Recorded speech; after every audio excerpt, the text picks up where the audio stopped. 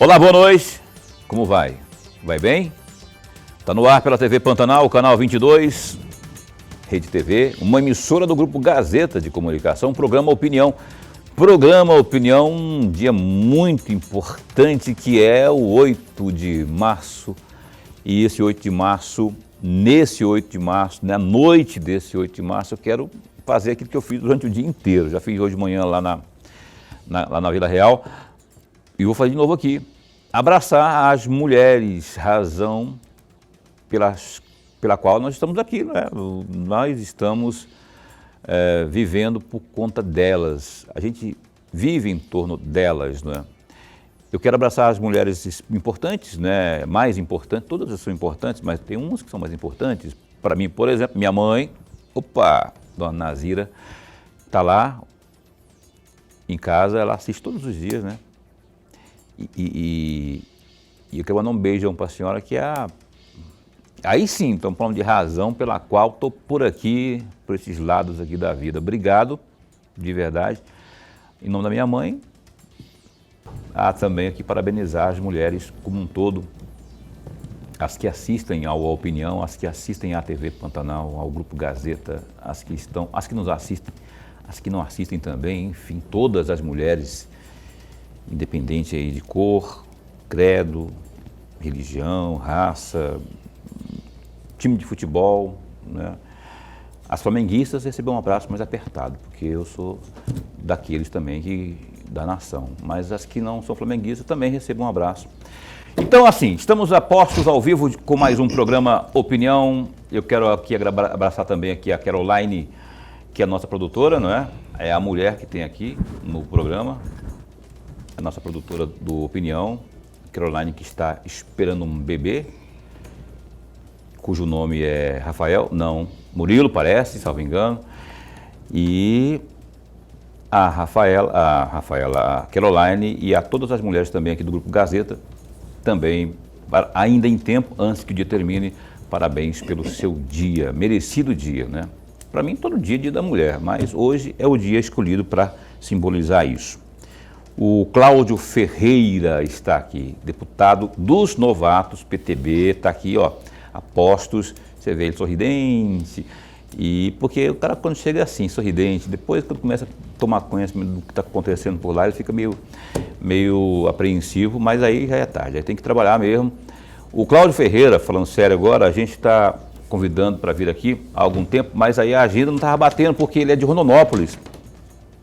A base dele, a residência dele é Rondonópolis. Então, a gente estava costurando isso, felizmente deu certo hoje. Vamos prosear um pouco sobre o que pretende, as propostas, enfim, do Cláudio aqui com a gente nesta noite no programa Opinião. Lorenberg, boa noite. Boa noite, Paulo Coelho, e um grande abraço, mas um grande abraço mesmo a todos os nossos telespectadores, a razão maior do nosso programa. E estendendo um grande abraço muito especial a todas as mulheres. A dona Regina era uma boa mulher, né? Era uma grande mulher. Era. Mas as mães nunca morrem. Elas sempre ficam. Ficam na memória. Deixa pra lá. A Lorenberg já começa a chorar aqui também. E a mãe de Lorenberg, né, não está entre nós mais, né? Eu lembro que o último livro que Lorenberg escreveu, ele dedicou lá para a mãe Regina lá. Ele fala, só de ele escrever ali, a gente já sabe que o rapaz já está... né? Tem lágrimas, inclusive, na forma de escrever. E é assim, mãe é um negócio... Quando eu falo da minha mãe aqui, eu fico desse jeito também, assim, todo babão, bestão. Eu sou bestão de... Boa noite, Cláudio Ferreira, bom tê-lo aqui. Boa noite, telespectadores. Lorenberg falando ali que as mães nunca morrem, eu lembrei aqui de uma música antiga, né? Que diz assim: nós sabemos que as mães nunca morrem, elas vão para o céu com Jesus, vão deixando por onde percorrem um caminho brilhante de luz. Ó, com doce e suave o nome de mãe, como suave esse nome de amor. Ela vive por mim, ela vive por nós, ela chora comigo na dor. Essa música eu conheço, ela não é do Aldemar Dutra? Quem que cantava essa música aí? Não me lembro. Quando a estrada da vida escurece, quando todos desfazem de mim, minha mãe é que sempre aparece, transformando o espinhar em jardim. É o The Voice que está no ar aqui com vocês, então vamos...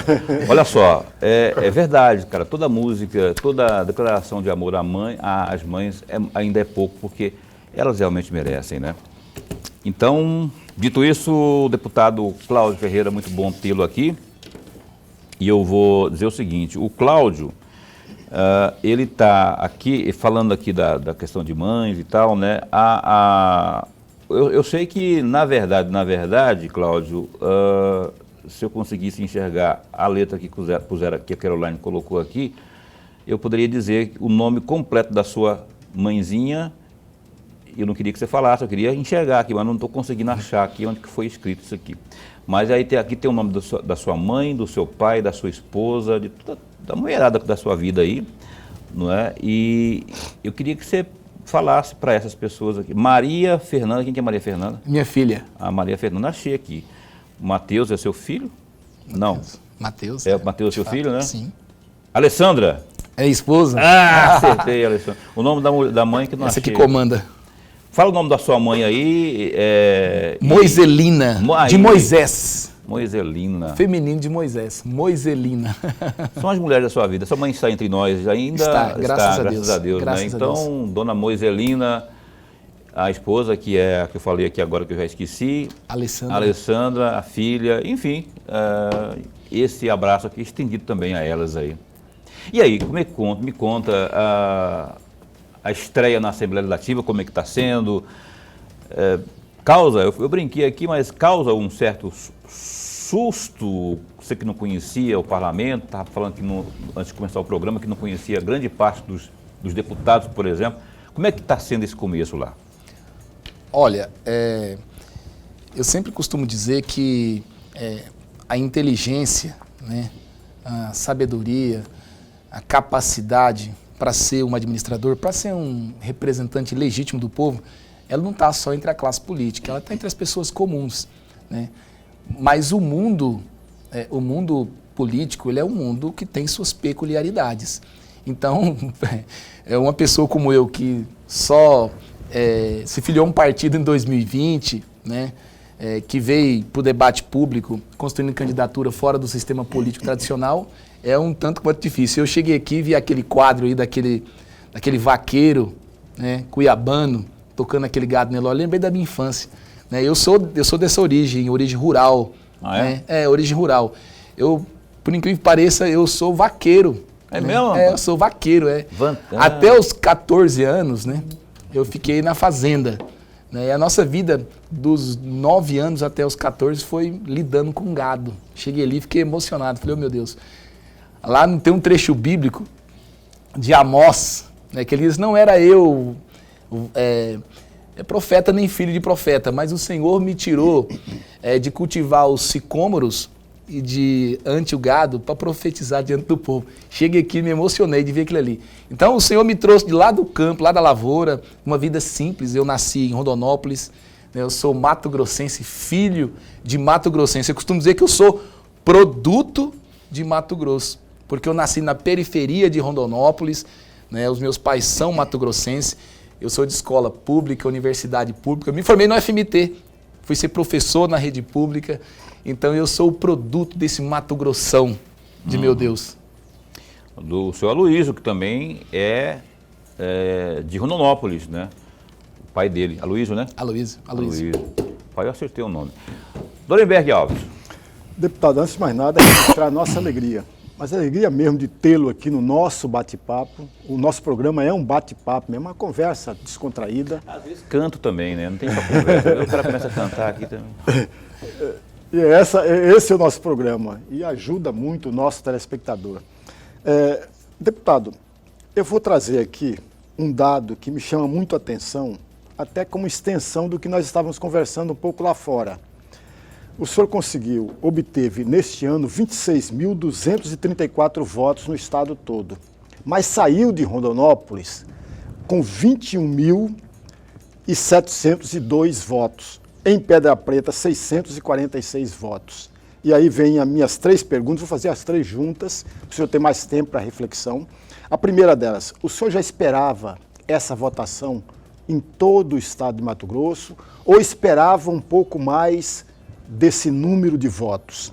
E a segunda questão, os 21.702 votos em Rondonópolis, na opinião do senhor, o faz um nome forte para a disputa da Prefeitura de 2024, a Prefeitura de Rondonópolis em 2024, ou não? E por que o senhor acha que ainda não é um nome forte à disputa de 2024? E a terceira e última, deputado, o senhor obteve na disputa à Prefeitura de Rondonópolis, em 2020, 17.498 votos. Portanto, uma votação expressiva que o levou a terceiro lugar na disputa e o segundo lá na Vila Operária. E aí eu pergunto ao senhor, essa votação o tornou um nome de destaque na disputa de Rondonópolis ou nas futuras disputas em Rondonópolis ou ainda não? Vamos lá. Eu não tinha realmente, eu tinha uma expectativa otimista de conseguir no máximo 21 mil votos. Realmente, o número de votos só em Rondonópolis, 21.702 votos, foi uma votação muito grande, foi a segunda maior votação da história para deputado estadual. A primeira foi do Perceval, quem que foi? Foi Zé do Pátio. Isso, exatamente. Então, eu considero isso uma responsabilidade muito grande e agora, nesse momento, eu sempre tenho dito para as pessoas que a política muda muito e é muito precoce falar em eleição de 2024, porque eu fui eleito, as pessoas confiaram o voto e eu considero que eu tenho que fazer as entregas que eu me comprometi. Tenho que fazer aquilo que eu disse que ia fazer e eu quero fazer isso. Então, eu sempre procuro não querer debater esse tema agora com cuidado, em respeito às pessoas que depositaram esse voto de confiança.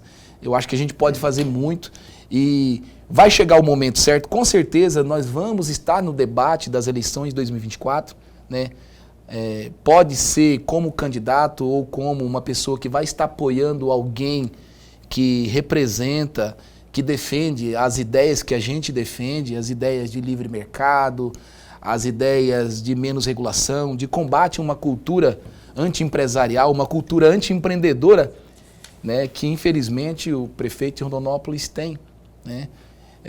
E isso é muito triste. Rondonópolis é a segunda economia do estado.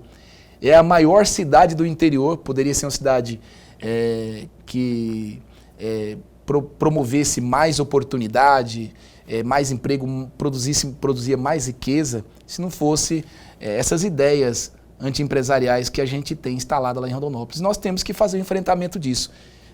Então, com certeza nós vamos estar no debate, participando direto ou indiretamente, mas vamos estar no debate sim.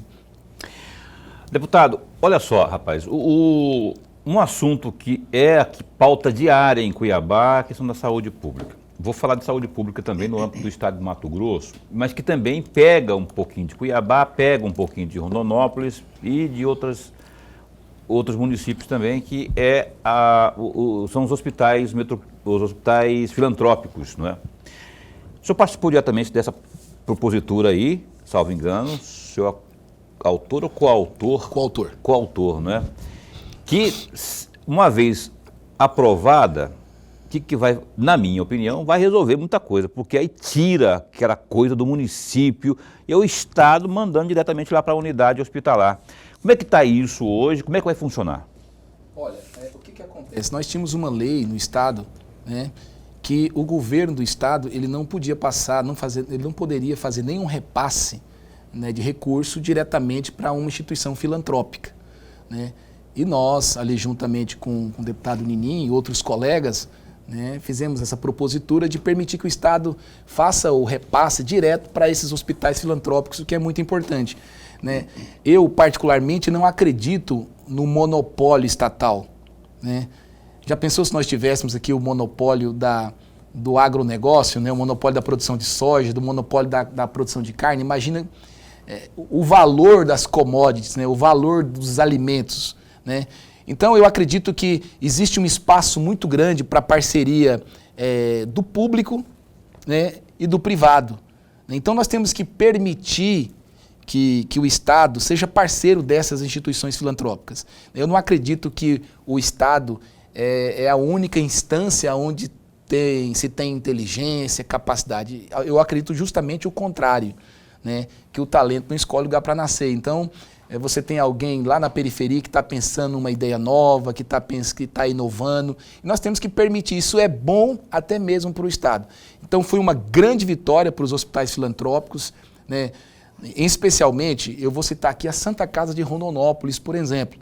O governo do Estado não tem uma UTI pediátrica na região sul, né? Na região sudeste ali, Primavera do Leste, Alto Araguaia, Alto Garça, um perímetro geográfico gigantesco que não está sendo ocupado pelo Estado, né? O governo do Estado não tem uma UTI pediátrica ali, né? A Prefeitura de Rondonópolis, que é a segunda economia do Estado, não tem uma UTI pediátrica. Estou dando um exemplo. Se uma criança bater a cabeça lá em Primavera do Leste, ele tem que ir lá para Rondonópolis. E aonde que está essa UTI pediátrica? Lá na Santa Casa de Rondonópolis, que é o segundo hospital de alta complexidade do Estado. E é um hospital de sucesso, onde os serviços, mais de 90% dos serviços é para o SUS, né? E os serviços, né, têm um custo infinitamente menor que o custo na rede pública, por exemplo, no hospital regional. O custo da Santa Casa dos mesmos serviços é 70% dos mesmos serviços realizados lá no hospital regional. Então, a gente acredita muito nessa parceria. Isso foi uma grande vitória para a saúde pública. Olha, professor Lorenberg, o senhor sabe muito bem, né, a saúde é muito complexa, muito difícil, muito cara, né? E quanto mais você investe, mais você aumenta a demanda, porque a pessoa vai querer se tratar de coisas que não são prioritárias, né? Os Estados Unidos, por exemplo, não fez a mesma opção que a nossa, né? Cada um toma conta da sua saúde. Nós, no Brasil, fizemos a opção pelo financiamento público da saúde, pelo SUS. Nós fizemos a opção de ter saúde para todos, né? Então, é muito complexo. O Brasil é um país continental, de dimensões e realidades muito diferentes. Então, eu considero que o SUS é um modelo novo, um modelo vitorioso, com todas as suas falhas, professor Lorenberg, né? Mas também nós não podemos dar crédito só para uma ideia. A solução está aqui só no Estado, né? Não está. Então vamos dar oportunidade para os filantrópicos, para quem quer fazer esse trabalho, para quem quer cooperar mutuamente com o bem de toda a sociedade. Então foi uma grande vitória para a gente. Ok, olha só, antes de seguir, vamos para o intervalo comercial, né? Porque não dá tempo, o Lorenberg fazer uma pergunta e não vai dar tempo de responder. Então já faz a pergunta e a resposta também no próximo bloco aqui com o Cláudio Ferreira, deputado estadual, aqui conosco nesta noite no programa Opinião, que dá um tempo e volta já já. Estamos de volta ao vivo com o programa Opinião na sua TV Pantanal, canal 22, uma emissora do Grupo Gazeta de Comunicação. O Gazeta Digital, www.gazetadigital.com.br, tem notícias boas a ufa lá, só dá uma clicada, tem esporte, tem cultura, tem política, polícia e muito mais no Gazeta Digital. Por exemplo, olha só, Lorenberg, isso aqui não confia, não acredita muito em coincidências, olha só para você comentar daqui a pouco, rapaz, no dia em que a Polícia Civil promove mais uma operação na Secretaria Municipal de Saúde, o prefeito de Cuiabá, Emanuel Pinheiro, MDB, está em Brasília. Outras coincidências também foram registradas aí em ações anteriores. Numa outra operação aí, Emanuel também estava em Brasília. Em outra delas ocorreu aí no dia em que o Judiciário votou aí a intervenção do Estado na saúde. A diferença de remuneração entre homens e mulheres que vinha em tendência de queda em 2020, voltou a subir no país também e atingiu aí 22% aí lá no fim de 2022, segundo dados do IBGE, Instituto Brasileiro de Geografia e Estatística. Isso significa que uma brasileira recebe em média 78% do que ganha um homem. Hoje, Dia Internacional da Mulher, o presidente Luiz Inácio Lula da Silva ficou aí de apresentar um projeto de lei para então garantir remuneração igual entre homens e mulheres que exercem a mesma função. Dá uma clicada aí no Gazeta Digital, você vai ter mais detalhes sobre esta notícia aqui, não é? Que eu defendo inclusive também, tomara que seja apresentada, se já não apresentou, não é? Já são 9 horas da noite, e que seja colocado em prática, que haja fiscalização para dar essa igualdade, justiça aí às mulheres que trabalham, faz a mesma coisa que o cara faz e vai ganhar menos, né?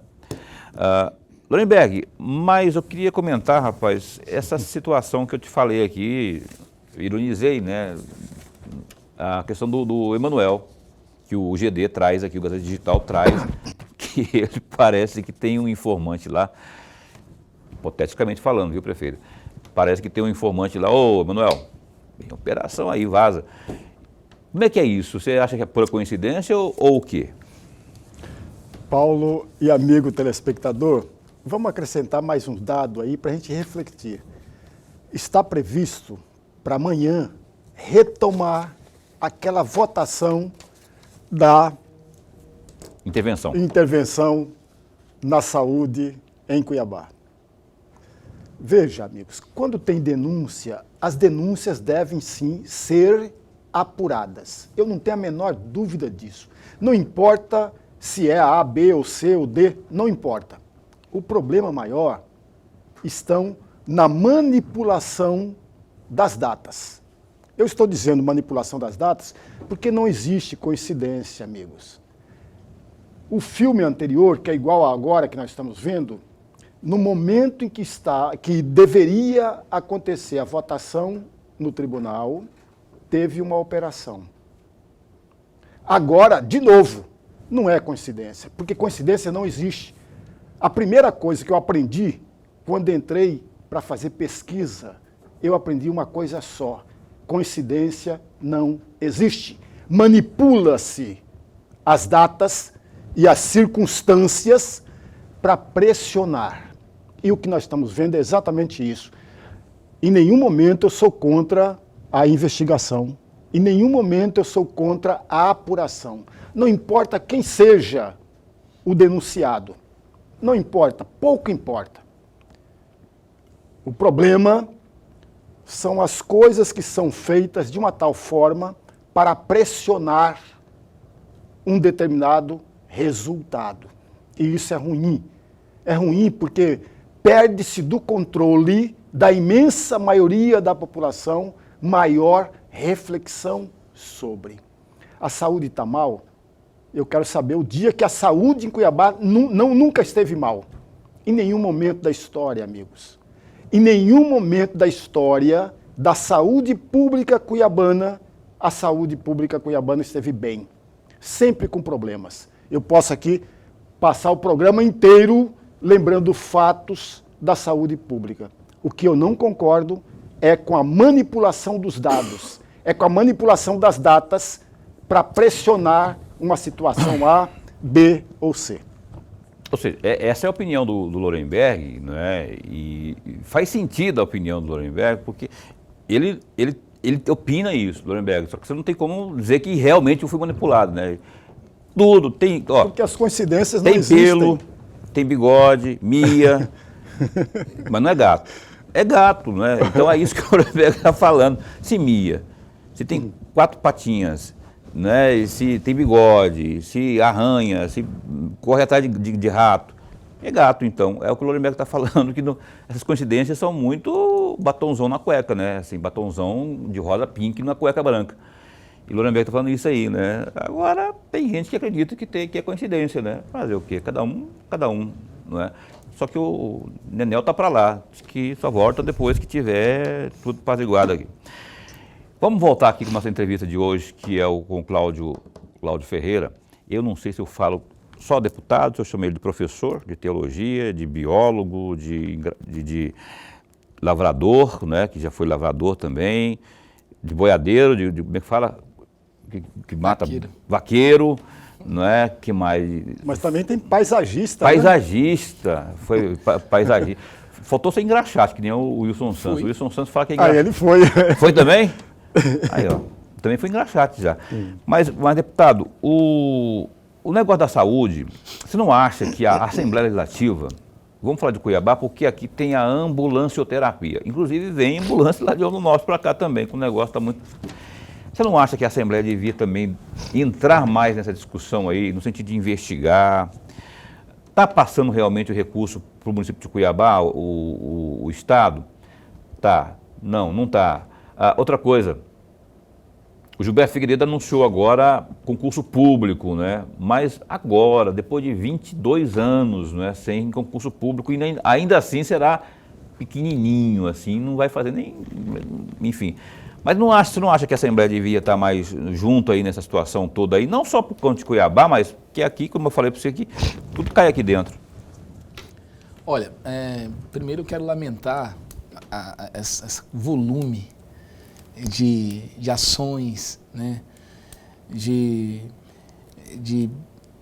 deixa, de jogo de empurra. Né? É lamentável isso, né? É lamentável um escândalo aqui, um escândalo ali. Né? Infelizmente, quem está pagando essa conta é o trabalhador, é a trabalhadora que precisa do serviço público de qualidade. Né? É lamentável, eu acho isso muito triste. Né? Cuiabá não merecia isso. O povo de Cuiabá, a minha avó era de Poconé aqui, não merece isso. Mas o que acontece? Existem as responsabilidades e a Assembleia agora, os deputados estaduais estão um tanto quanto longe dessa situação no quesito responsabilidade. Né? Já tem Tribunal de Justiça, já tem Ministério Público, já tem Prefeitura, tem o governo do Estado, o Executivo Estadual. E olha, eu tenho certeza que quando a Assembleia Legislativa for chamada, né, para estar no debate, com certeza a Assembleia não vai se furtar. Eu estou conhecendo os meus pares ali e sei que muitos ali têm coragem. Né? Mas precisa, deputado, ser chamado, é prerrogativa do parlamentar investigar as coisas, né? Porque o governo chamar a Assembleia, dona Assembleia, me investiga aqui. Eu estou falando em relação às ações do Estado, né? Por exemplo, do concurso, né, que já foi anunciado aqui agora, mas o repasse que aqui o prefeito e o secretário de saúde reclamam que não está passando e tal, tudo mais. Isso aí são coisas que devia estar acontecendo corriqueiramente, né? O que acontece? É claro aí que tem um problema político também, né? Assim, o que se tem hoje é que não tem, infelizmente, não se chega a um consenso, né? E um fala uma coisa, outro fala outra, e infelizmente as coisas estão se arrastando. O prejuízo está sendo do pagador de impostos, né? Ninguém deixou de arrecadar imposto aqui em Cuiabá, ninguém está pagando menos, mas o serviço não está chegando. Né? Então tem coisa errada, pelo amor de Deus. A saúde de Cuiabá pode nunca ter sido um exemplo de saúde pública, mas nós não podemos aceitar o volume de denúncia, né, de escândalos que está na saúde pública de Cuiabá, com todo respeito, né, é inadmissível. E, infelizmente, todos estão pagando um preço. E quando fala de saúde, ninguém vai procurar um médico ou sistema de saúde porque não está... porque está querendo fazer festa. As pessoas vão procurar porque realmente precisam. Né? É uma área muito sensível, mas a gente não está percebendo a sensibilidade, né, das pessoas envolvidas aí nesse tema. Está muito difícil. Lorenberg. Né? Deputado, tem um tema aqui, já que o senhor falou da Assembleia Legislativa, no dia 15 de fevereiro, a Assembleia Legislativa aprovou em primeira votação aquela PEC que limita a criação de áreas de conservação, ou seja, parques. Limita a criação de parques.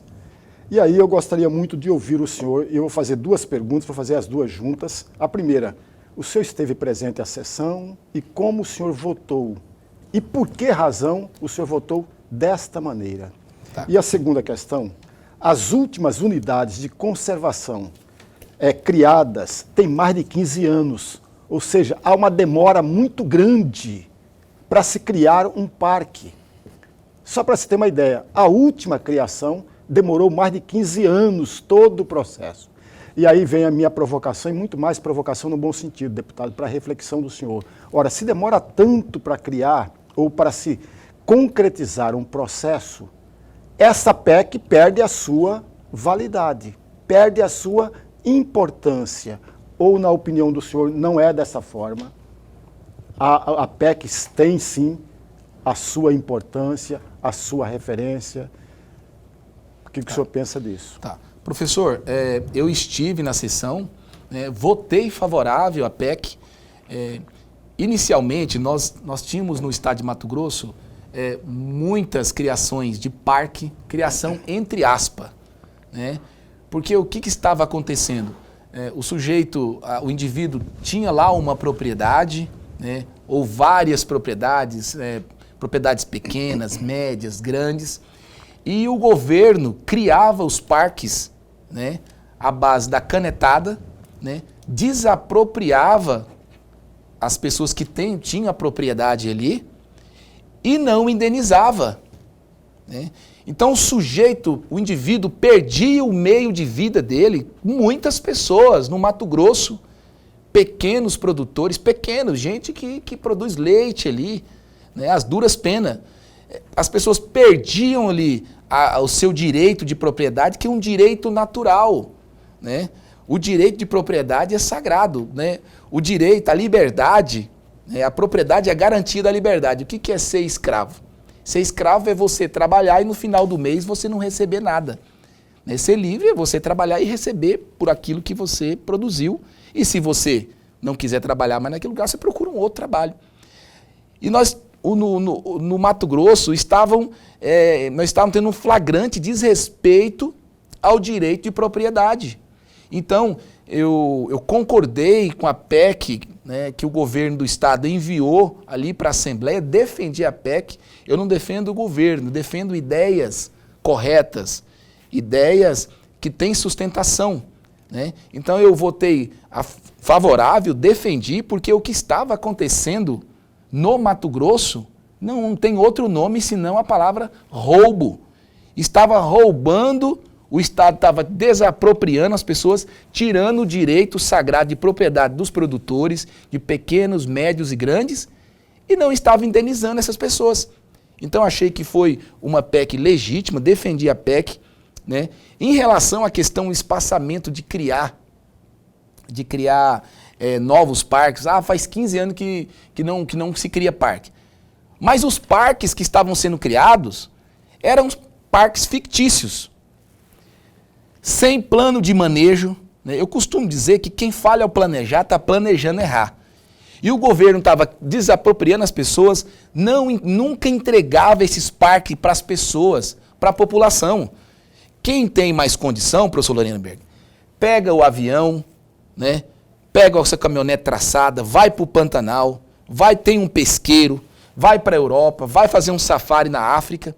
Agora, a grande maioria das pessoas não tem condições de fazer uma viagem, de pagar uma viagem dessa, né? Uma viagem turística dessa, e precisa de conhecer um parque, precisa conhecer os animais, a nossa flora que é riquíssima. Nós temos 3 biomas aqui no estado de Mato Grosso. E o que estava acontecendo? O governo criava esses parques e privava a classe trabalhadora, as pessoas que mais precisam, de conhecer a nossa realidade faunística e florística. Então nós estávamos perdendo isso. Até hoje tem essa cultura de criar um parque, fechar o parque e não deixar a classe trabalhadora, não deixar os trabalhadores usufruir da riqueza natural e coletiva que é nossa. Então, foi uma série de criação que não teve um mínimo de razoabilidade, de respeito com a propriedade, de respeito com os trabalhadores. Então o governo se posicionou, ao meu ver, acertadamente, e eu fui defender essa PEC lá, né? A gente defende muito as árvores, as plantas. Eu sou biólogo de formação, né? Paisagista, imagina, né? Defende muito os bichos, mas de todos os bichos, o mais importante é o bicho homem. Nós não podemos manter essa cultura de hostilidade com a raça humana, né? Ser hostil com a civilização. O mais importante é o ser humano, e nós temos que dar prioridade para as pessoas que menos têm condições de conhecer a nossa flora, até mesmo para conhecer como você vai, até mesmo para você respeitar, como você vai respeitar o que você não conhece. Ô, deputado, eu vou abordar mais um assunto para a gente matar em 2 minutos. Foi feita a derrubada do veto do governador Mauro Mendes lá na Assembleia hoje, da tal chamada escola que é confissionais. Escolas confissionais. O governador vetou e vocês derrubaram lá. Como é que o senhor se posicionou em relação a isso aí? O que o senhor pensa sobre o assunto, né? Essas unidades aí que dessa forma então vão permanecer aí em forma de convênio com a SEDUC?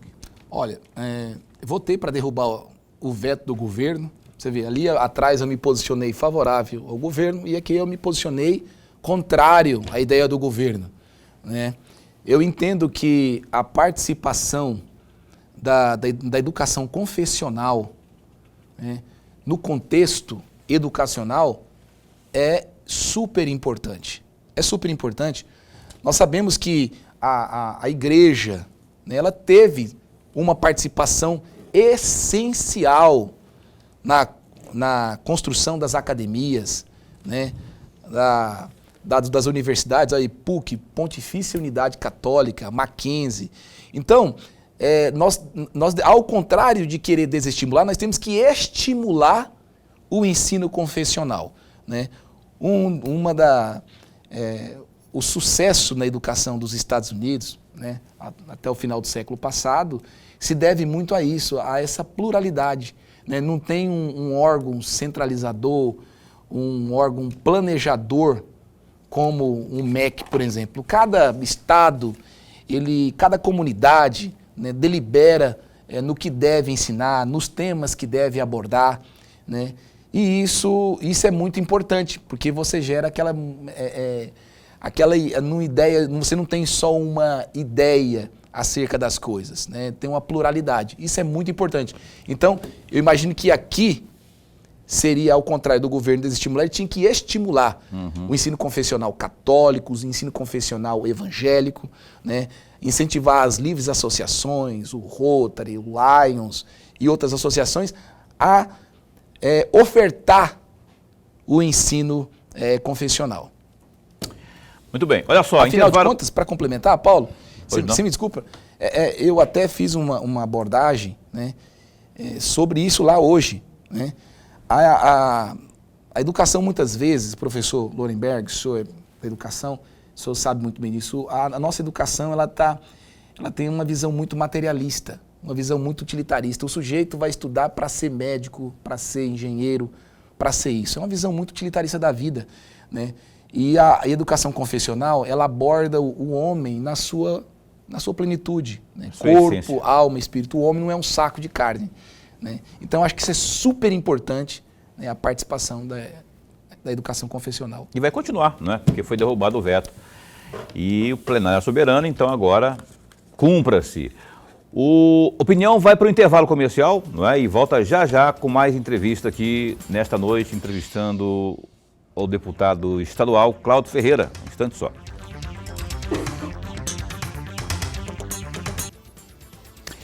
Eis que estamos de volta. Você está assistindo ao programa Opinião, aqui na sua TV Pantanal. O programa Opinião, rapaz, aqui, daqui a pouco, no dia 27 de Lorenberg, você é bom de memória. O que se comemora dia 27 de abril? Dia 27 de abril, mês que vem, Também conhecido como mês que vem. nós faremos 3 anos de existência. Ah, Lorenberg é bom de memória, hein? Faremos 3 anos. 3 anos no ar ao vivo. Ó, opinião, 3 anos, você sabe que tivemos aí pandemia, esse povo que fica em casa, economia de ver depois. Nós aqui trabalhando, né? Graças a Deus, atravessamos essa pandemia aí, onde infelizmente perdemos muitas pessoas importantes, próximas da gente. Aqui mesmo, nós tivemos um colega que não está mais entre a gente, não é? Odílio. Saudade do Edílio, né? Nosso operador de áudio. E outros tantos, né? Mas nós aqui, Lorenberg e eu, a maioria, nós conseguimos atravessar. Felizmente estamos aqui firmes e fortes, graças ao zeloso guardador. O Cláudio Ferreira, deputado estadual, PTB, falávamos agora há pouco no intervalo. A Ana Carla Costa, minha amiga, me passou aqui, sua assessora inclusive, ela me passou aqui umas colinhas. A questão do IPVA, o governo do estado parece estar querendo meter a tinta no povo que tem veículos elétricos, não é? E parece que o senhor pediu vista. Queria que você falasse um pouco sobre isso, daqui a pouco eu também quero entrar na questão do FETAB. Como é que é essa questão? Por que o senhor pediu vistas? Olha, o governo do estado mandou uma mensagem, né? E nessa mensagem ele criava ali o IPVA para veículos tocados a motor elétrico, né? Quadriciclo, motonetas e bicicletas elétricas, né? A gente percebeu ali a criação desse IPVA, imagina 2,5% para esses veículos elétricos.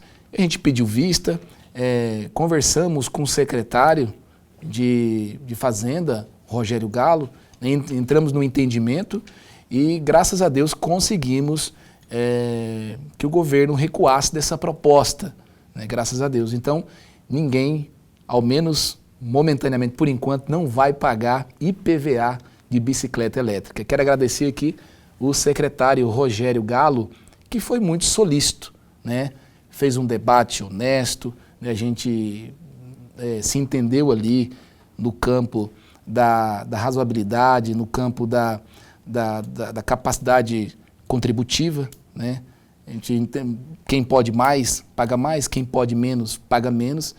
E a gente sabe que quem tem uma bicicleta elétrica, na sua grande maioria, para ir trabalhar, né, não paga, não tem muitas condições, né? Então a gente tem que prestigiar esse público, né? Por que criar IPVA disso? Então quero agradecer. Eu ouço esse tipo de situação com todo respeito, Rogério Galo.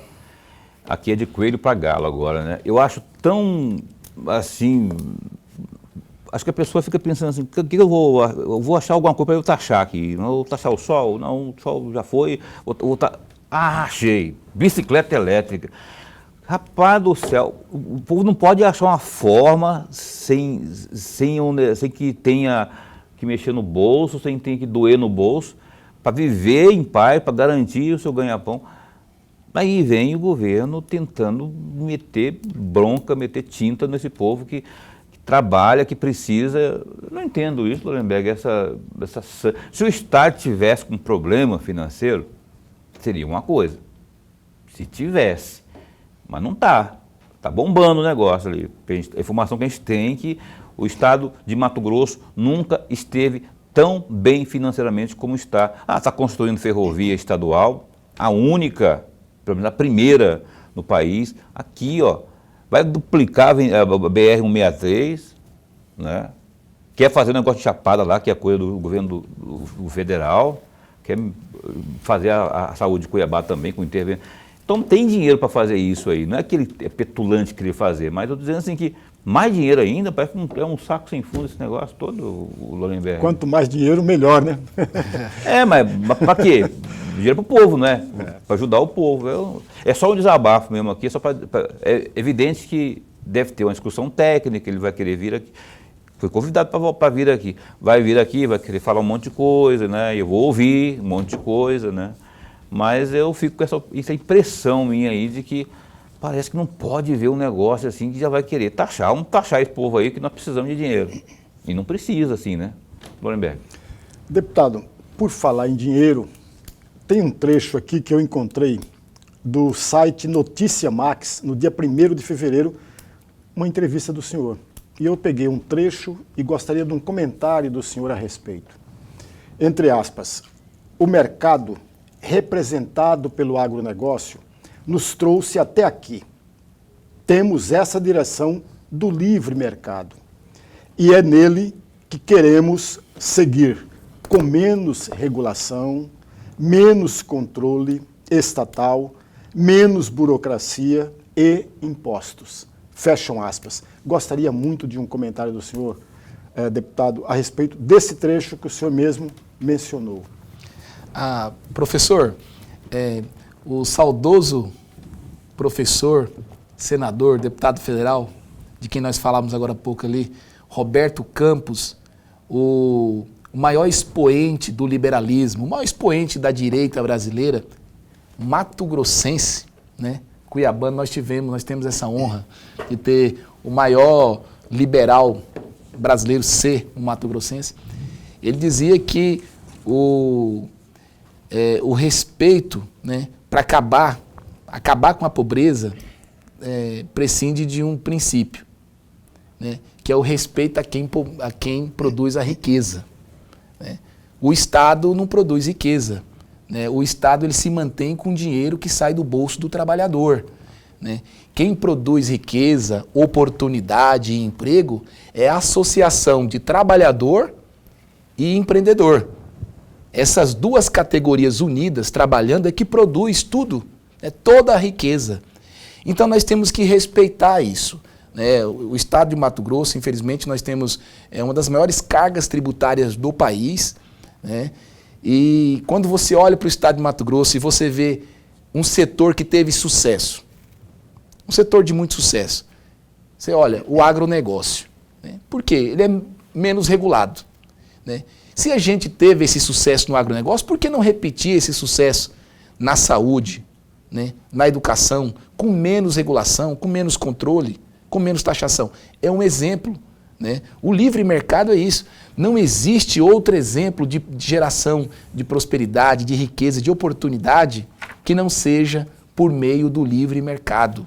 Né? O livre mercado que é o grande promotor, né, da riqueza e dessas oportunidades. Então nós temos que trazer essa cultura para o Mato Grosso. Nós queremos debater isso junto com o governo do Estado, para que o governo do Estado, para que o Executivo Estadual entenda que nós temos que parar de uma vez com criação de impostos aqui no Mato Grosso e aproveitar esse lastreamento econômico nosso, está fundamentado no agro, e começar a estimular outros setores para que a gente possa desenvolver esses outros setores da economia, como, por exemplo, a indústria, né? O setor de serviços, que é muito importante.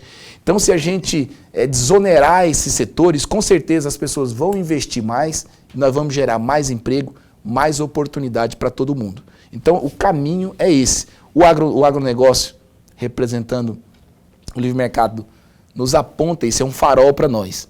Né? Aliás, 270 milhões de toneladas em 2022, previsão 2023, 330 milhões de toneladas, um crescimento aí, não para de crescer, né? Nosso agro, que corresponde, só não é maior do que, na balança comercial, do que a mineração, mas está lá, quase que pau a pau. Então, o agro é tech, é pop, é tudo mais, e é importante a geração de emprego. Poderia deixar mais um cadinho de dinheiro aqui para o povo, no caso de Mato Grosso, que, né, é um berço aí do agro, poderia, mas aí passa pelas políticas aqui, inclusive passa pela Assembleia Legislativa, fazer uma pressão lá, de repente, fazer elaborar uma forma que esse pessoal deixe mais recurso aqui para que a gente possa melhorar a vida dos Mato Grosso. Esse estado aqui é riquíssimo e o povo não está lá essas coisas também não, viu? Tem uns que estão bem. Você vai aqui para Sorriso, pega a direita, quando cheguei em Sorriso, da BR, né? Lá direito, os bairros mais pobres. São Domingos, não sei o quê, não sei o quê. Lá de esquerda é o povo dos barão, dos tubarão, como diz Jaime Campos. Tudo fazendeiro, é só prédio, é só coisa bonita. Então a gente precisa fazer um equilíbrio mais disso aí, deixar, não é? Se tem condições, por que não deixa, não é? Mas olha, é bom que todos saibam disso, né? O agro, nós não temos que fazer uma defesa cega, nós temos que fazer o debate honesto, né?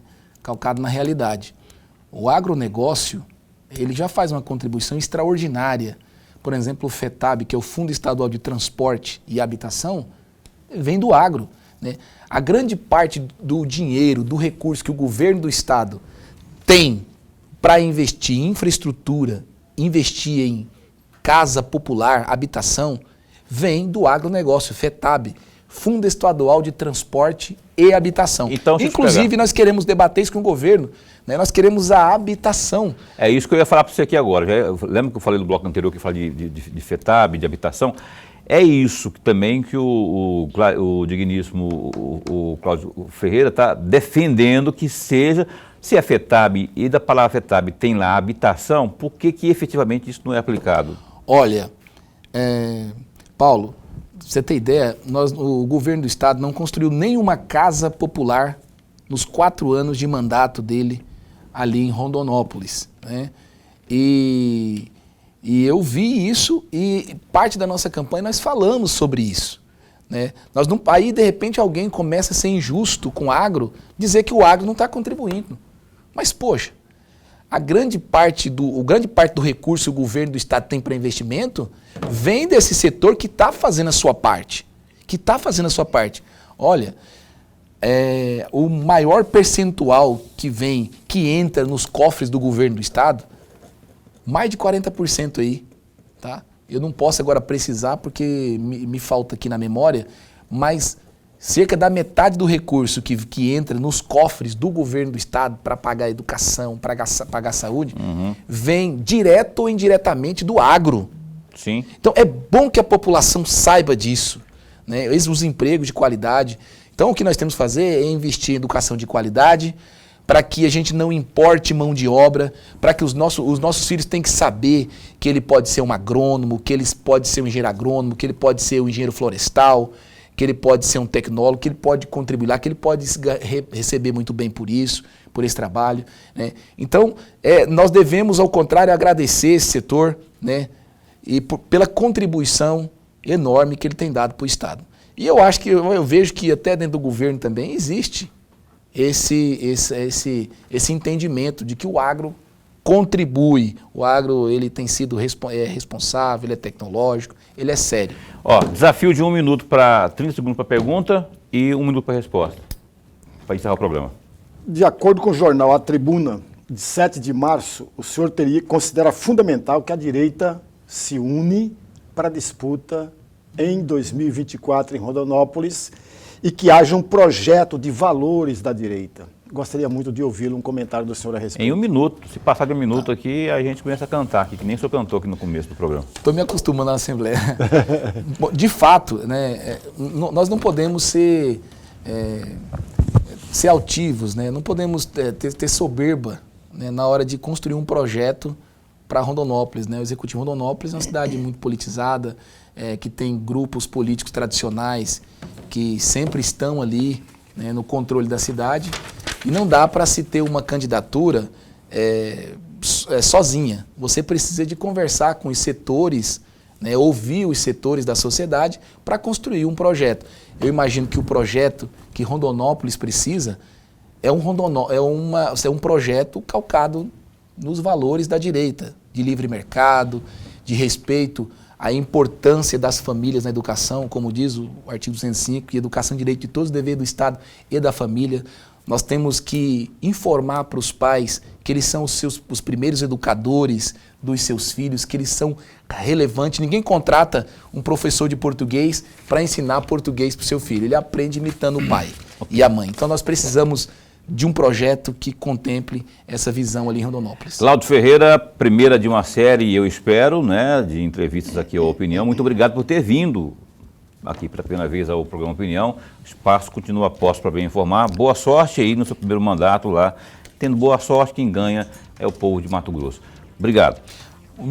30 segundos para agradecer. Quero agradecer aqui o Grupo Gazeta, agradecer o convite do Paulo Coelho, do professor Lorenberg, agradecer o programa Opinião. Parabéns pelo lindo trabalho de vocês. Estou à disposição e quero contribuir com esse Cuiabá que a gente tanto ama, com esse Mato Grosso. Da próxima vez ele vai trazer uma viola para cantar, já começou cantando aqui, fez uma lapela. Agora só mandar um beijo aqui para minha Ana Paula, Ana Carla, eu não trocar o nome dela, não é mais amiga, né? Ana Carla Costa, jornalista, a Natália também está ali, que também é jornalista, e o Renan, que está ali, né? Aí não é beijo, é abraço, viu, Renan? Lorenberg, então até amanhã. Até amanhã. A gente se encontra amanhã com a caríssima Valquíria Duarte de Souza, ela é secretária adjunta de Defesa do Consumidor do Governo do Estado de Mato Grosso. O PROCON vai estar falando sobre investigação nos postos de combustível, está aumentando e o PROCON está em cima. Às 7h30 da noite, a Valquíria vai estar conosco aqui. Até lá, fica bem, fica com Deus também.